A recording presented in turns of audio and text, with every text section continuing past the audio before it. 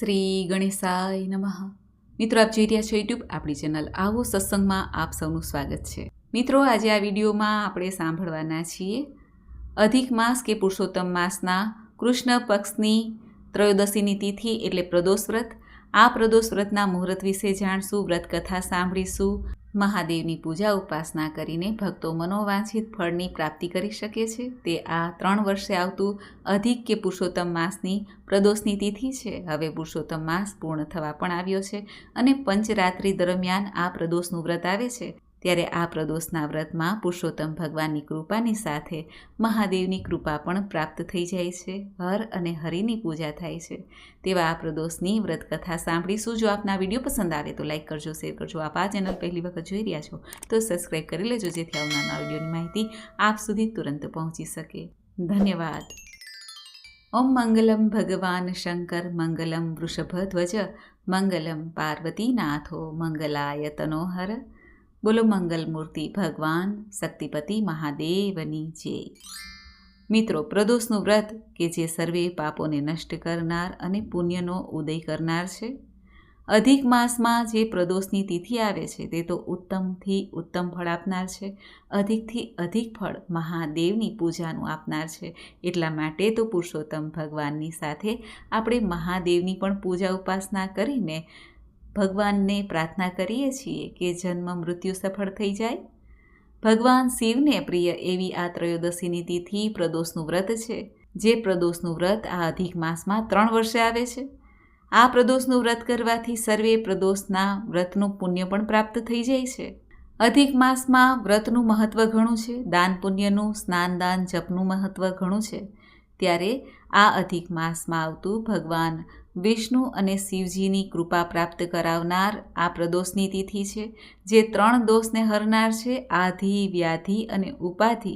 પવિત્ર આ પુરુષોત્તમ માસમાં આપણે પ્રદોષનું વ્રત કરીને ભગવાન ભોળાનાથની કૃપા પણ પ્રાપ્ત કરી લઈએ. જ્યાં અંત સમયે આપણે સૌએ જવાનું છે, રાખ બનવાનું છે, ત્યારે પ્રભુ જ આપણને સંભાળે એવી પ્રાર્થના સાથે પુરુષોત્તમ ભગવાનને પ્રાર્થના કરીને મહાદેવને પણ પ્રાર્થના કરી લઈએ. પ્રભુ તુરંત સાંભળે છે. સુખ સમૃદ્ધિ વૈવાહિક જીવનમાં તો ઉન્નતિ થાય છે, સાથે જ મનોકામના પૂર્ણ થાય છે. પ્રભુને જો પ્રાર્થના ભાવથી પ્રેમથી કરવામાં આવે. અધિક માસની કે પુરુષોત્તમ માસની પ્રદોષની તિથિ ક્યારે છે તે જાણી લઈએ.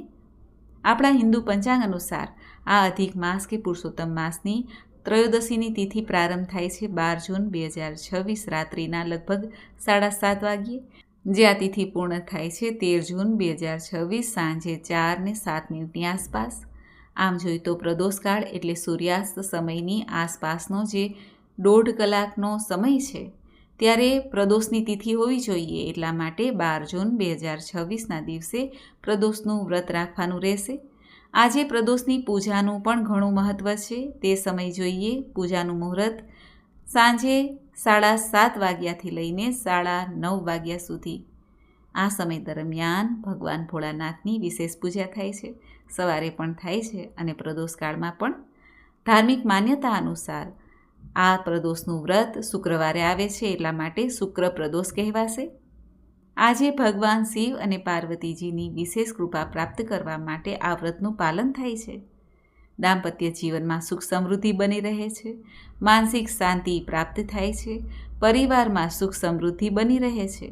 માન્યતા છે કે પ્રદોષકાળમાં શિવ પૂજન કરવાથી સમસ્ત પાપ દોષ નષ્ટ થઈ જાય છે અને સાધક પુણ્યનો ભાગી બની જાય છે. પ્રદોષનું વ્રત એવું છે કે જ્યારે 7 વાર પ્રમાણે પ્રદોષની તિથિ આવે તે પ્રમાણે પ્રદોષની પૂજાનું મહત્વ બતાવવામાં આવ્યું છે. 7 વાર પ્રમાણે જોઈએ તો રવિવારે આવતું પ્રદોષનું વ્રત દીર્ઘ આયુષ્ય આરોગ્યની પ્રાપ્તિ કરાવનાર છે. સોમવારે આવતું પ્રદોષનું વ્રત ગ્રહ દશા નિવારણ મનોકામના હેતુ કરવામાં આવે છે. મંગળવારે આવતું પ્રદોષનું વ્રત રોગોથી મુક્તિ અને સ્વાસ્થ્ય સારું પ્રદાન કરે છે. બુધવારે આવતું પ્રદોષનું વ્રત સર્વ કામના સિદ્ધિ પ્રાપ્ત થાય છે. ગુરુવારે આવતું પ્રદોષનું વ્રત રોગ શત્રુ સંકટથી વિનાશથી મુક્તિ મળે છે. શુક્રવારે આવતું પ્રદોષનું વ્રત અખંડ સૌભાગ્ય પ્રદાન કરે છે. શનિવારે આવતું પ્રદોષનું વ્રત તે સત્તા, સુખ, શાંતિ, સંતાન સુખની પ્રાપ્તિ કરાવે છે. આમ અલગ અલગ વાર પ્રમાણે જ્યારે પણ પ્રદોષની તિથિ આવે તે પ્રમાણે પ્રદોષનું વ્રત થાય છે. જે ભક્તો એક જ પ્રદોષનું વ્રત કરવા માંગતા હોય તેઓ પણ કરી શકે છે. અને મહિનામાં જે 2 વખત શુક્લ પક્ષ અને કૃષ્ણ પક્ષમાં ત્રયોદશી પ્રદોષની તિથિ આવે છે ત્યારે પણ વ્રત કરી શકાય છે. જેવી જેની ભાવના એ પ્રમાણે સંકલ્પ કરાય છે. પ્રદોષનું વ્રત જેમાં સોમ પ્રદોષ અને શનિ પ્રદોષ મુખ્ય છે, જેમાં ભગવાન મહાદેવને પ્રિય એવા વાર પ્રમાણે તિથિ પ્રમાણે પ્રદોષનું વ્રત જે ખૂબ જ ફળદાયી છે. શુક્ર પ્રદોષ કે જે સર્વે મનોકામના પૂર્ણ કરનાર, સાંસારિક સુખ આપનાર છે. આજે જે ભક્તો વ્રત કરવા માંગે છે તેઓ સવારે સંકલ્પ કરે અને પ્રભુને પ્રાર્થના કરે કે હે પ્રભુ, આ અધિક પુરુષોત્તમ માસમાં હું નિત્ય પ્રભુ પુરુષોત્તમની સેવા પૂજા કરું છું. સાથે આપનું આ પ્રદોષના વ્રતનું પણ નિયમ વિધિ વિધાન પ્રમાણે પાલન કરીશ. હે પ્રભુ, મારા વ્રતનો અથવા મારી પૂજાનો સંકલ્પનો સ્વીકાર કરો અને પુણ્યદાયી આ જીવનને સુખપૂર્વક વ્યતીત કરીને અંતે મુક્તિ ફળની પ્રાપ્તિ થાય. અંત સમયે હે નાથ સંભાળજો. આ રીતે પ્રાર્થના કરીને ઘરની સુખાકારી કરીને ત્યારબાદ પ્રભુની સામે ધૂપ, દીપ, નૈવેદ્ય આદિથી પૂજન કરવું. આમ જોઈ તો આ પ્રદોષના વ્રતમાં શિવ પાર્વતીજીની મૂર્તિ કે ફોટોની સ્થાપના પણ કરાય છે. ઘરમાં નાનકડું જો શિવલિંગ હોય તો તેની પણ પૂજા ઉપાસના થાય છે અને શિવાલયમાં જઈને પણ આપણે શિવજીનું પૂજન કરી શકીએ છીએ. જેમ ભગવાન શ્રી કૃષ્ણની પૂજામાં, પુરુષોત્તમ ભગવાનની પૂજામાં આપણે તુલસી દલ સમર્પિત કરીએ ત્યારે પ્રભુ પ્રસન્ન થાય છે, એ જ રીતે ભગવાન ભોળાનાથને ત્રિદલ અર્થાત બિલ્વપત્ર સમર્પિત થાય છે, ચડાવાય છે, ત્યારે ભગવાન ભોળાનાથ ઘણા પ્રસન્ન થાય છે. શિવ પરિવારની પૂજા ઉપાસના થાય છે. બ્રાહ્મણોને દાન દક્ષિણા દેવાય, પશુ પક્ષીની સેવા થાય છે, ગાય માતાની, નંદીશ્વરની સેવા થાય છે અને ભગવાનને પ્રાર્થના કરાય છે જીવનમાં ધન ધાન્ય બની રહે, પાપોમાંથી મુક્તિ મળે. સ્કંદ પુરાણમાં આ વ્રતનો ઉલ્લેખ છે. આ વ્રત જૂનું પુરાણું છે. કહેવાય છે કે જ્યારે કોઈ વ્રતનું ફળ નહીં રહે ત્યારે પ્રદોષનું વ્રત, ભગવાન ભોળાનાથનું વ્રત તે મહાવ્રત કહેવાશે. સર્વે પુણ્યને આપનાર, પાપોને નષ્ટ કરનાર આ વ્રત હશે. સંધ્યાકાળ પછીનો જે સમય છે, રાત્રિ પ્રારંભ થાય છે, એ પહેલાં પ્રદોષકાળ કહેવાય છે. પ્રદોષ રજની મુખમ તરીકે ઓળખાય છે. ભગવાન નૃસિંહે આ સમયે હિરણ્ય કશ્યપને મોક્ષ પ્રાપ્ત કરાવ્યો હતો અને ભગવાન શિવજીની આ સમયે પૂજા કરીને ભગવાન નારાયણે 108 કમળની પૂજા કરી હતી. ત્યારે એક કમળ ભગવાન શિવજીએ પરીક્ષાવશ ગ્રહણ કર્યું. જ્યારે 107 કમળ થયા ત્યારે ભગવાન નારાયણ કે જે કમલ નયન કહેવાય છે, તેઓએ પોતાનું એક નેત્ર શિવલિંગ ઉપર ચડાવી દીધું. ભગવાન ભોળાનાથ પ્રસન્ન થયા અને ભગવાન નારાયણને સુદર્શન ચક્ર ભેટ આપ્યું. આવો મહિમા છે ભક્તવત્સલ ભગવાન મહાદેવનો. ભગવાન મહાદેવ દેવોના દેવ છે, શક્તિપતિ છે અને ભોળાનાથ પણ છે.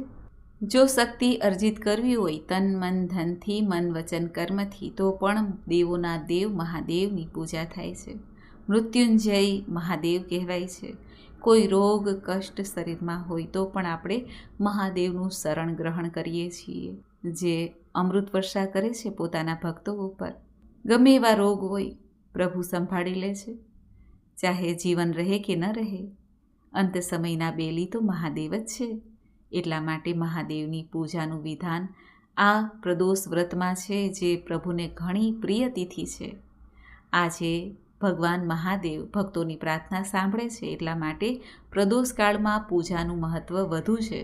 આજે શુક્રવાર અને પ્રદોષની તિથિ છે. શુક્રવાર માતા મહાલક્ષ્મીને સમર્પિત છે અને ઇન્દ્રદેવને પણ. જો સુખ સાહ્યબી જોઈતી હોય તો માતા મહાલક્ષ્મીની પણ પૂજા થાય છે, શ્રીયંત્રની પણ પૂજા થાય છે, સાથે મહાદેવની પૂજા થાય છે. તે પણ કુબેર ભંડારી છે. શુક્રવારના દિવસે માતા મહાલક્ષ્મીની કે શિવજીની પૂજા કરીએ ત્યારે ખીરનું નૈવેદ્ય ધરાય છે, ભગવાનની સામે પ્રાર્થના કરાય છે અને સફેદ વસ્તુનું દાન પણ કરાય છે, જેમ કે મોરસ છે, સફેદ લાડુ છે, સફેદ મીઠાઈ છે, સફેદ ફળ છે કે સફેદ વસ્ત્ર છે.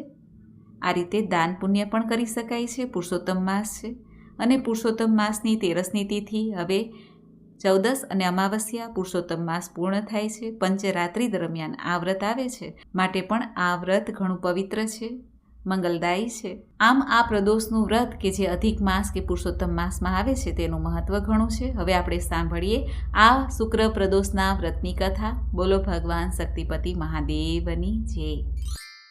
પ્રાચીન સમયની વાત છે. એક નગરમાં 3 મિત્રો રહેતા હતા. ત્રણેય વચ્ચે ઘનિષ્ઠ મિત્રતા હતી. એક રાજકુમાર, બીજો બ્રાહ્મણ કુમાર અને ત્રીજો વણિક પુત્ર. રાજકુમાર બ્રાહ્મણ પુત્રના વિવાહ થઈ ચૂક્યા હતા, જ્યારે વણિક પુત્રના લગ્ન થઈ ગયા હતા, પણ તેની વહુ પિયરે જ હતી. આણું કરવાનું હજુ બાકી હતું. એક દિવસ બ્રાહ્મણ પુત્રએ નારીની પ્રશંસા કરતાં કહ્યું, નારી વિનાનું ઘર સૂનું લાગે છે, સંસાર સૂનો લાગે છે. બ્રાહ્મણ પુત્રના આવા વચનો સાંભળીને વણિક પુત્રને મનોમન પત્નીને પિયરથી તેડી લાવવાનો નિર્ધાર કર્યો. વણિક પુત્ર પોતાના ઘેરે ગયો અને માતા પિતાને વિચાર જણાવ્યો. ત્યારે તેના માતા પિતાએ કહ્યું, બેટા, અત્યારે શુક્રદેવ અસ્ત છે, એટલા માટે હમણાં થોડો સમય જવા દે. આવા દિવસોમાં વહુ દીકરીને પોતાના ઘેરેથી વિદાય કરીને લાવવી શુભ મનાતી નથી. શુક્ર ઉદય થાય ત્યાર પછી જરૂરથી તારી પત્નીને પિયરમાંથી તેડી લાવજે. વણિક પુત્ર તો જીદે ચડ્યા અને બોલ્યા, ના, હું તો આજે જ તેને તેડવા જઈશ. માતા પિતાએ બહુ સમજાવ્યા, પણ બધું નકામું જ નીકળ્યું. વણિક પુત્ર પોતાના સાસરે ગયા. તેના સાસુ સસરાને જ્યારે તેની ઈચ્છાની વાત કરી ત્યારે જમાઈને ઘણું સમજાવ્યું, પરંતુ પ્રયત્ન બધો ફોગટ ગયો. જમાઈ રાત તો હઠ પકડીને બેઠા હતા. બધું વ્યર્થ જ ગયું. છેલ્લે કચવાતા મને માતા પિતાએ પોતાની દીકરી જમાઈ સાથે વિદાય કરી. સાસરેથી વિદાય લઈને પતિ પત્ની રવાના થયા. બગડામાં થોડેક દૂર જ ગયા હશે ત્યાં ગાડાનું પૈડું તૂટી ગયું. પતિ પત્ની બંને ઘાયલ થયા. બળદગાડું તૂટી ગયું. જેમ તેમ કરીને ગાડાને સરખું કરીને મંદ ગતિએ આગળ વધ્યા. થોડેક આગળ જતા રસ્તામાં ડાકુઓ મળ્યા. ડાકુએ તેમનું બધું ધન દર દાગીના લૂંટી લીધું. પતિ પત્ની રોતા કકડતા ઘેરે પહોંચ્યા. ઘરમાં દાખલ થયા કે તરત જ નાગે વણિક પુત્રને ડંખ માર્યો. તે બેભાન થઈ ગયો.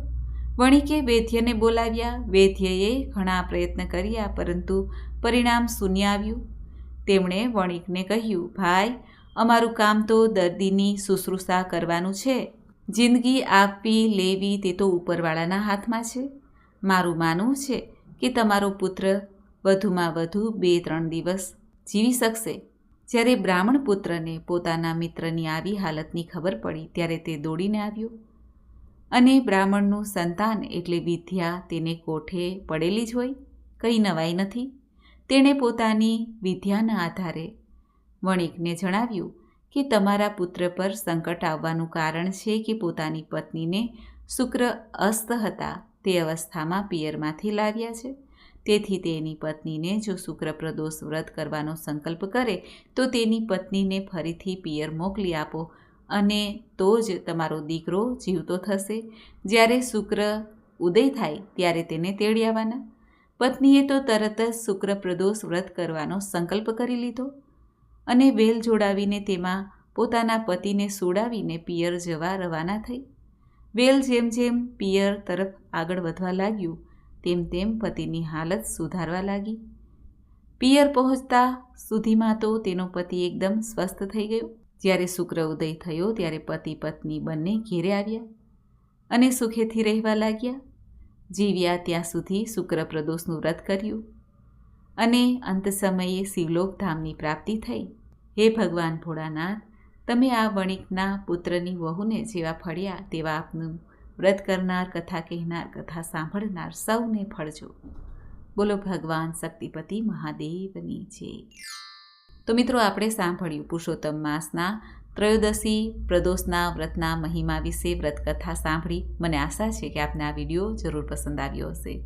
હવે આપણે ભગવાન મહાદેવના 12 જ્યોતિર્લિંગ 12 જ્યોતિર્લિંગના સ્મરણનું ઘણું મહત્ત્વ છે તે સાંભળીએ, જે 7 જન્મોના પાપોને નષ્ટ કરે છે. એવા ભગવાન ભોળાનાથ કે જે લિંગ સ્વરૂપે બિરાજમાન રહે છે, જ્યોતિ સ્વરૂપે બિરાજમાન રહે છે, તેવા પ્રભુને આપણે કોટી કોટી વંદન કરીએ અને પ્રભુને પ્રાર્થના કરીએ. સૌરાષ્ટ્રે સોમનાથમ ચ શ્રીશૈલ મલ્લિકાર્જુનમ ઉજ્જૈન્યામ મહાકાલમ ઓમકારમ મમલેશ્વરમ પરલ્યામ વૈજનાથમ ચ ડાકિન્યામ ભીમશંકરમ સેતુ બંધેતુ રામેશમ નાગેશમ દારુકાવને વારાણસ્યામ તુ વિશ્વેશમ ત્રયંબકમ ગૌતમી તટે હિમાલયે તુ કેદારમ કુસ્મેશમ ચ શિવાલયે એતાની જ્યોતિર્લિંગાની સાયં પ્રાતઃ પઠે નર સપ્તજન્મ કૃતમ પાપમ સ્મરણેન વિનશ્યતિ.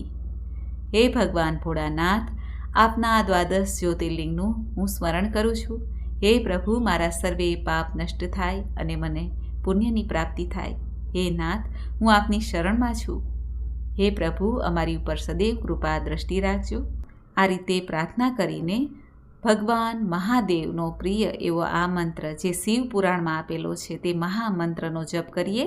ઓમ તત્પુરુષાય વિદ્મહે મહાદેવાય ધીમહિ તન્નો રુદ્ર પ્રચોદયાત. બોલો ભગવાન શક્તિપતિ મહાદેવની જય. મિત્રો, મને સાંભળવા માટે ધન્યવાદ. આપ સૌને મારા જય શ્રી કૃષ્ણ.